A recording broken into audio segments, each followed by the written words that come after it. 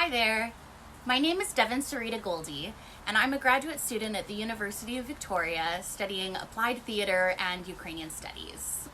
For my presentation today, I'm going to be talking a little bit about my research into theater as a vehicle for healing intergenerational trauma within the Ukrainian Canadian community.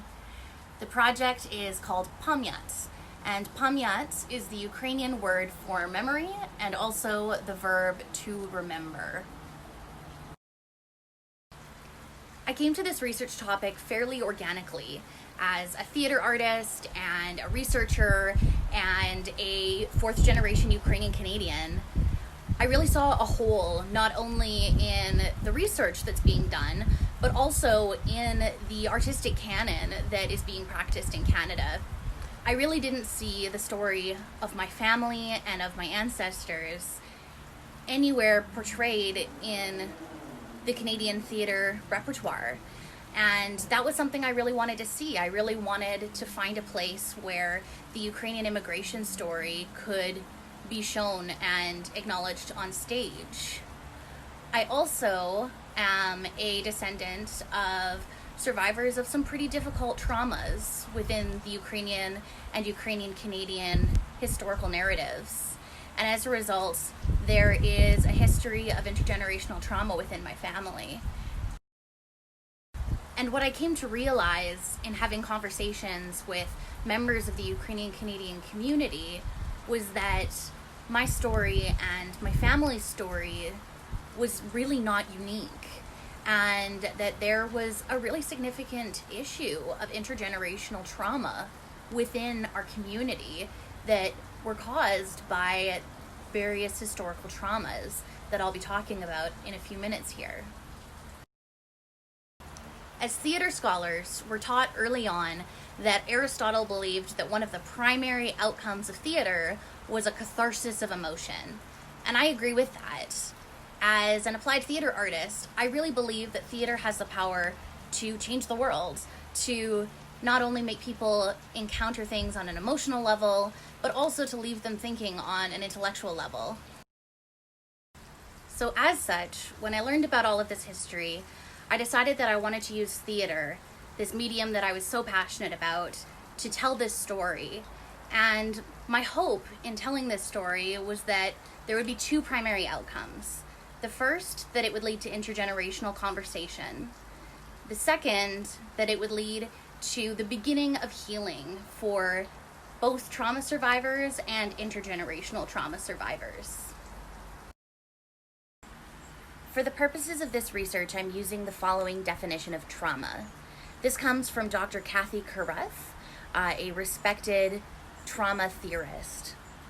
She identifies trauma as an overwhelming experience of sudden or catastrophic events in which the response to the event occurs in the often delayed, uncontrolled, repetitive appearance of hallucinations and other intrusive phenomena. And Dr. Patrick Duggan, a performance theorist, further defines this definition by proposing that trauma is thus a perpetually present absence, while the original event is a historical absence. Thus, the sufferer-survivor lives under the force of its continual re-performance. As for intergenerational trauma, I'm using the following definition from the Sage Encyclopedia of Abnormal and Clinical Psychology. Intergenerational trauma is defined as the cumulative emotional and psychological wounding across generations, emanating from mass group trauma exposure. The past trauma of parents contributes to present-day disparities in the well-being of their children. Intergenerational trauma consists of three primary elements. 1, a trauma generating high levels of collective distress. 2, a trauma shared by a group of people. And 3, trauma that spans multiple generations. The psychological consequences of traumatic events are shared by members of communities and spread through social relationships. Within the Ukrainian Canadian experience, I've identified 3 primary traumas. The first being historic racism directed at Ukrainian immigrants upon their arrival in Canada. The second being the internment of Ukrainian immigrants and other immigrants from the Austro-Hungarian Empire during the First World War. These immigrants were identified as enemy aliens by the Canadian government because they came from a territory that was their enemy in the war. These immigrants were put in 24 different internment camps across the country and were forced to do essentially slave labor. And this particular piece of history is widely unknown by the Canadian general population. The third trauma was the Holodomor, a term which literally means death by forced starvation.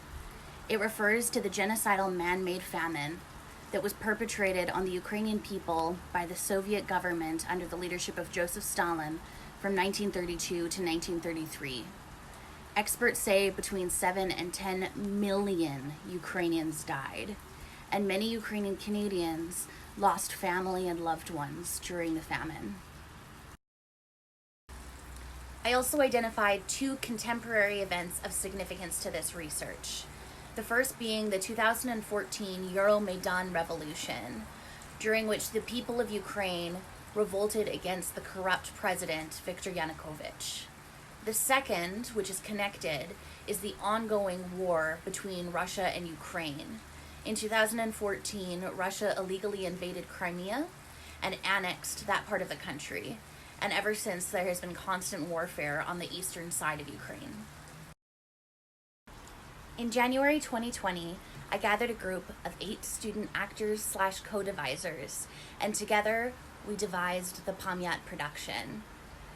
We drew inspiration from interviews I had conducted with Ukrainian Canadians across the age spectrum, from historic reference material and various cultural materials including music, dance, film, art, etc. Unfortunately, we weren't able to perform the production. It was set to go up 2 weeks after the pandemic hit. So unfortunately, we were shut down and were not able to follow through with the performance. As a result, I've had to adapt my research plan, of course. I'm taking a closer look now at the actors who participated in the production and how their participation has affected them personally. I'm particularly interested in the actors who were of Ukrainian Canadian descent but didn't know a lot of this history and their experience learning their own cultural history through the process of being a part of this production. I'm also hoping to arrange a virtual production this fall so that members of the Ukrainian Canadian community have the opportunity to watch this piece, especially those who contributed so much to its creation. I've included a few videos for you to watch to get a better sense of the production. The play follows the story of the Kobevko family across 3 generations, from immigration to Canada all the way up to modern day. You'll be watching 2 scenes. The first is about the internment of Ukrainians in Canada, and it's a movement piece. The second is about the family's reaction to the Euromaidan Revolution of 2014. I've also included a video at the end of one of the actors giving their feedback about the experience. Thank you so much for your time. I really look forward to your feedback, and I truly appreciate having the opportunity to speak.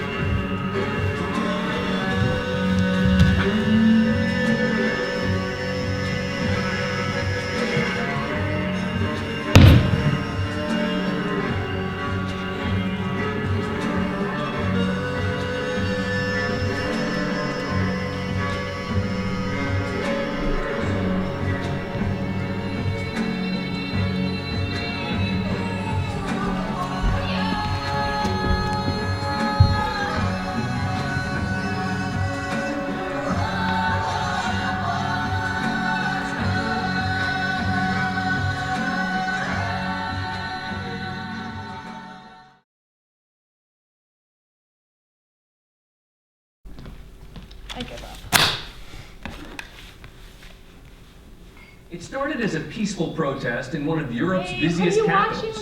Today, it exploded into massive violence and bloodshed. What movie is that anyway? A civil war. At least 70 dead so far, and the death toll rising. At issue, should Ukraine have closer ties to the US and Europe, or Putin's Russia?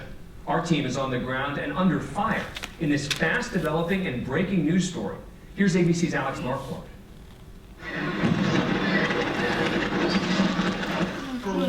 Don't worry, it's just another third world country. Things like that happen all the time. What? No, Lena, that's Ukraine.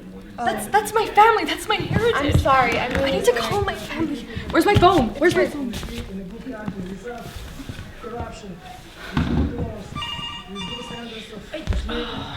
Hold on. Every single time. Hello? Dad?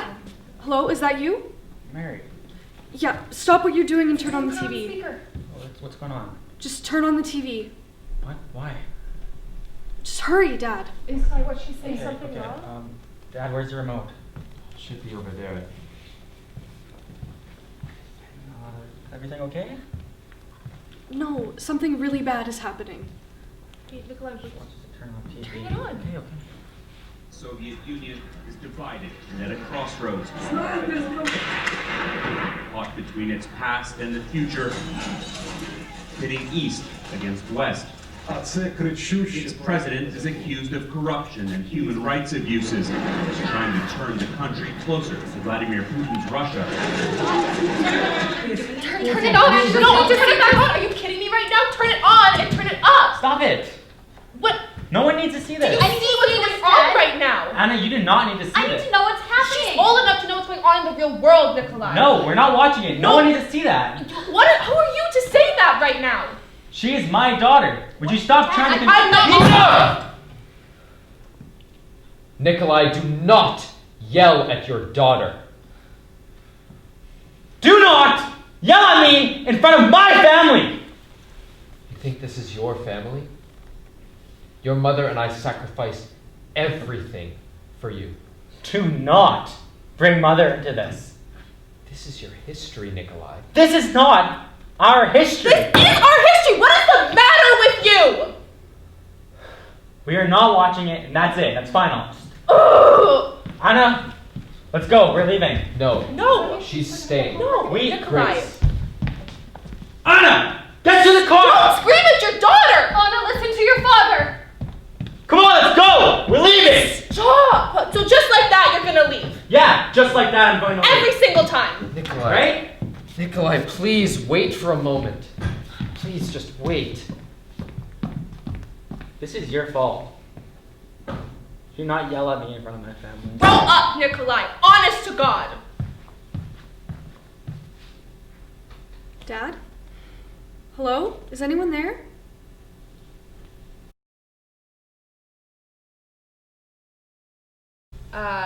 For me, like growing up around Ukrainian culture and not having known any of the information that we got told, and like having like finding my family's name on the internment list, and like just thinking about the way that my family operates in parallel with all of the history that we learned, really just like shook me to my core, and was like mind-blowing to think about. And then adding in the fact that the Canadian government hid everything, and just having, like, as me, I'm a very law-abiding citizen. I'm very aligned.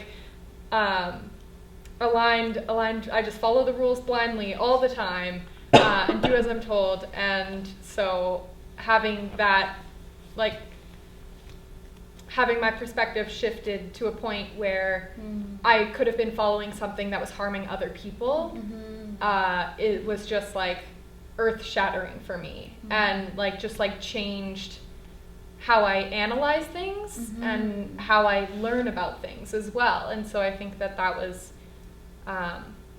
very well communicated to me throughout this process, and it was very nice being able to like have the information and then like do something with it immediately through theater, and through like something that I love to do. And so that was very cathartic in a way.